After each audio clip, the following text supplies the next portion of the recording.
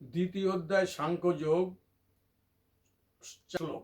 অর্জুন উবাচ কথং বিশ্ব অহং সংখ্যে দ্রোণং চ মধুসূদন ইষুবি প্রতি যোৎসামি পূজারহু অরুসূদন।